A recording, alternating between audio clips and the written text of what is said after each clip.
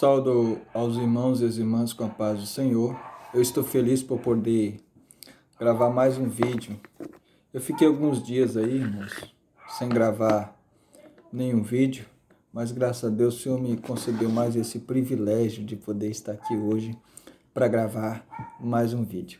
Eu quero convidar você a ler comigo no livro de 1 João, no capítulo 2, o versículo 15, 16 e 17, diz assim: Não ameis o mundo, nem o que nele existe. Se alguém ama o mundo, o amor do Pai não está nele. Pois tudo o que há no mundo, as paixões da carne, a cobiça dos olhos e a ostentação dos bens, não provém do Pai, mas do mundo.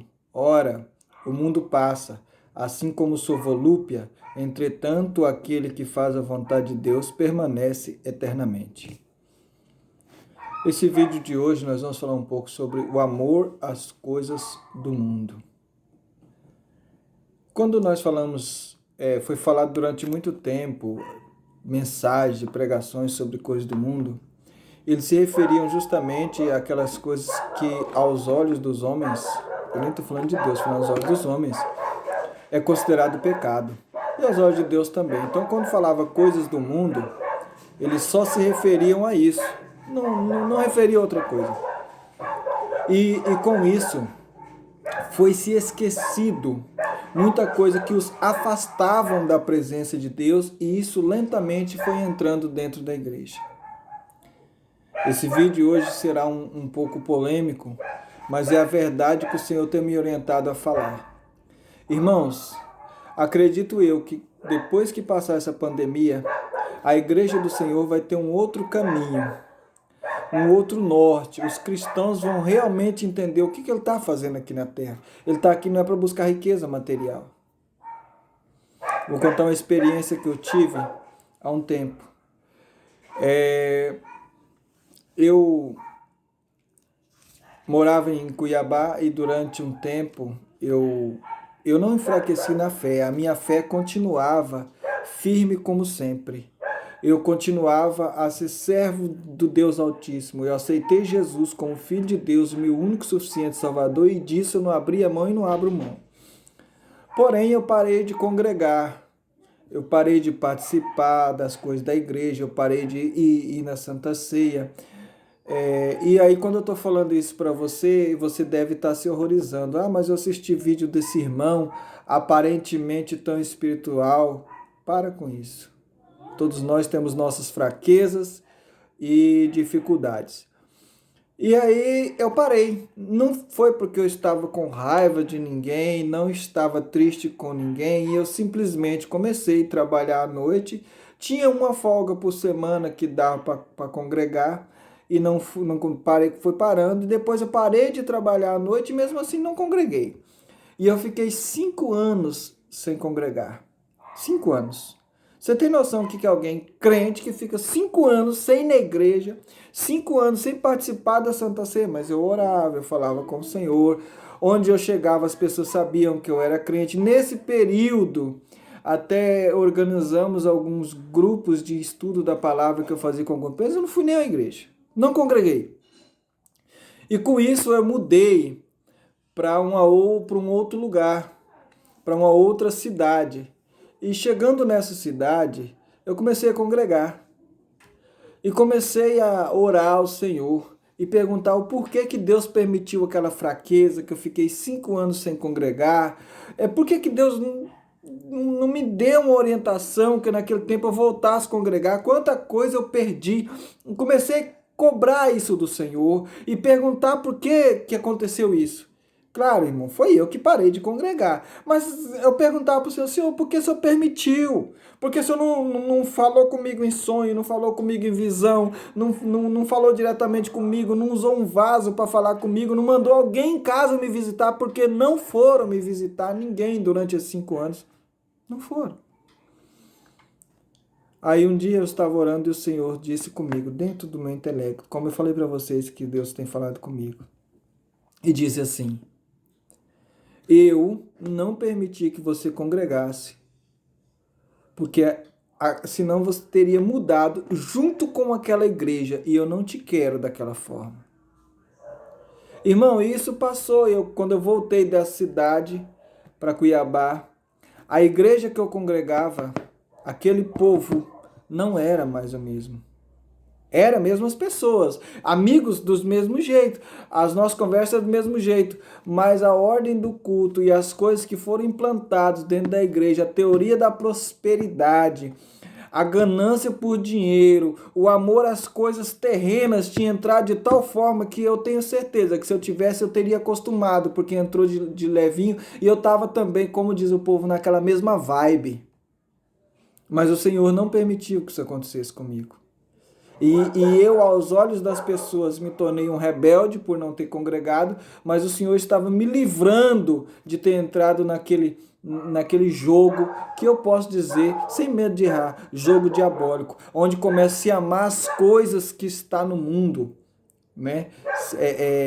Ao ponto de fechar a igreja hoje. Hoje o culto vai ser a portas fechadas porque tem alguém que vai fazer uma palestra motivacional e vai cobrar a entrada de 20 reais dentro do templo, ao ponto disso acontecer. E eu abomino, eu não concordo, eu estou dizendo aqui, Deus não se agrada disso, sem medo de errar. Mas se eu tivesse ficado no meio disso tudo, ao pouco eu teria adaptado, palavras tinham entrado na minha mente e eu estava correndo junto com a correnteza do jeito que tudo estava indo. Mas o Senhor me privou disso.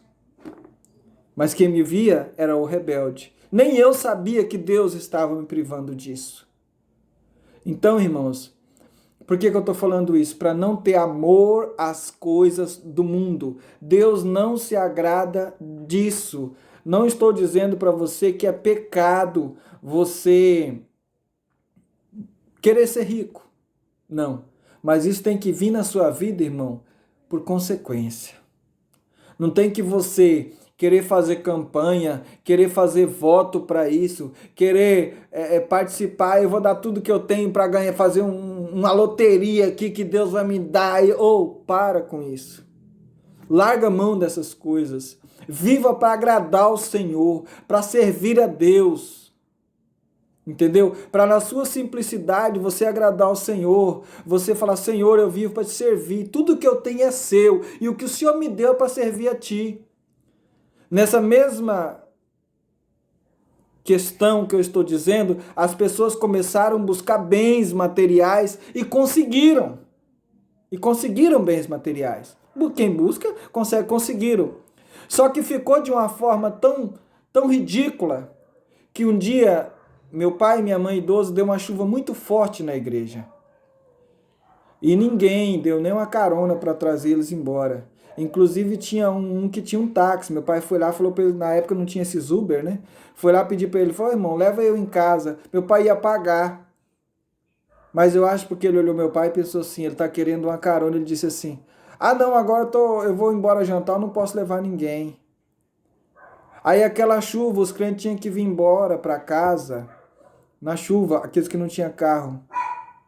Eu te pergunto, aonde está esse carro que Deus te deu, irmão? É para você servir a Deus ajudando as pessoas. Não estou falando para você sair dando carona para Raimundo e todo mundo. Mas você vai num culto, tá uma chuva forte. Aquele irmão que está sem carro vai sair na chuva, ou vai ter que ficar dentro do templo 2, 3 horas esperando a chuva passar. Custa você colocar ele no seu carro, levar ele na casa.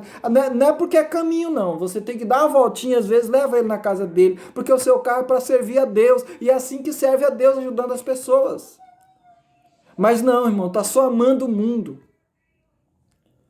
Tá indo para a igreja, os irmãos estão indo. Hoje não pode estar dando carona por causa dessa questão do vírus, mas até pouco tempo podia. Aí o cara estava indo para a igreja, colocava poeira em todo mundo, passava pelos irmãos, não era capaz de parar para dar uma carona para aquele irmão que estava às vezes 2 quilômetros ainda antes de chegar na igreja. Não faz. Sabe por quê? Porque você só ama o mundo. Aquilo que Deus te deu, que é para servir a Ele, o carro que Deus te deu é para servir a Ele, a moto que Deus te deu é para servir a Ele, a bicicleta que Deus te deu é para servir a Ele. Tudo é para servir a Ele. Então não ama o mundo. Não fica amando essas coisas do mundo. Adore ao Senhor. Tudo que Deus te dá, arrume uma forma de, com aquilo que Deus te dá, adorar o Senhor. Adora o Senhor com a sua voz. Adora o Senhor com as suas forças. Ajuda alguém com as suas forças. Irmão. Ajuda. com as suas forças. Quando falava em adorar o Senhor, alguém pensa assim, eu tenho então que, como é com as minhas forças, eu tenho que trabalhar bastante no mutirão da igreja. Também é uma forma. Mas você também é aquele irmão que não tem condições de pagar um pedreiro e que está naquela dificuldade, você é um pedreiro, você dá um dia de serviço para ele também, irmão, é adorar o Senhor, é abençoar o irmão, né? É assim que funciona. Então não ameis o mundo e que Deus abençoe grandemente a sua vida. Nunca cesse de orar pelo irmão Fábio, nunca. Por mim, pela minha família, por todos que Deus tem colocado na minha vida, minha esposa, por todos, né? Que Deus abençoe grandemente a todos vocês. Um abraço e um beijo.